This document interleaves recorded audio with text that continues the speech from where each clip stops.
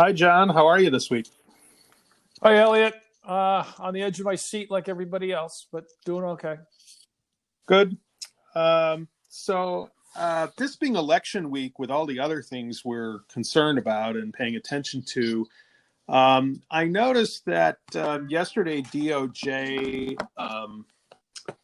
announced that they had seized 27 domain names that were being used by Iran's Islamic Revolutionary Guard Corps. It was interesting because this had some election influence and some sanctions issues in it. I don't know if you saw that one. Yeah, I mean, I think I know our audience does this, but if you don't already monitor the FBI's website, DOJ's, as you do the banking agencies and FinCENs to see news releases and speeches, it's pretty valuable. So I did pick up on that, and like you say, it's a connection to a space that we're very familiar with in the AML community and sanctions.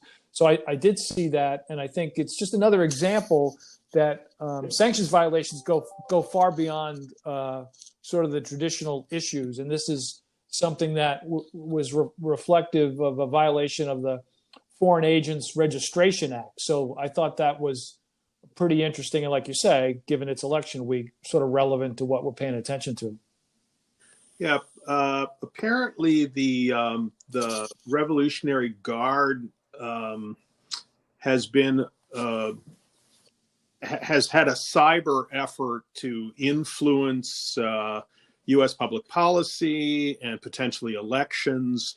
And they do it through, among other things, websites that they set up, some of which have sort of a kind of a color of being news information websites. But when you dig a little deeper, they're quite a bit more than that. And this was, as I mentioned, 27 domains. Apparently, recently, the release also mentions that 92 others were recently seized. The sanctions component, while it does relate to FARA, also, there are several Iran-related executive orders and other things targeting the Revolutionary Guard as a terrorist organization. So that's kind of how it all gets tied together. What did you think about how the investigation was actually described? Yeah, so like I said, it was on the FBI website, and so they were pretty instrumental in investigating this, as they've been doing, as Director Wray has been talking about election security and foreign influence for quite a while. They mentioned in the release that in addition to the FBI being involved in leading the investigation, that they were able to do this with what they called ongoing collaboration with Google, Facebook, and Twitter.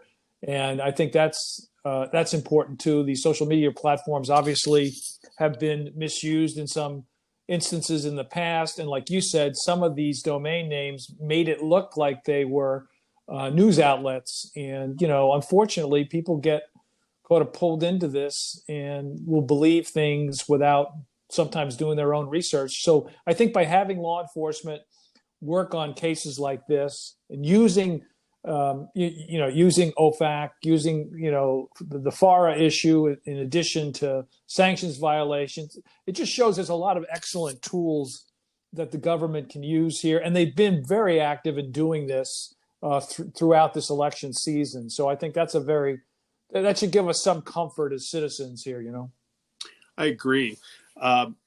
One of the things in the announcement that caught my eye is if you were to go to any one of the seized websites now, you would actually see an image that says right at the top, white letters across a blazing red background, "This website has been seized." And then it goes on to talk about being seized under what authority, with the seals of the Department of Justice and the FBI. So it's not as if they disappeared.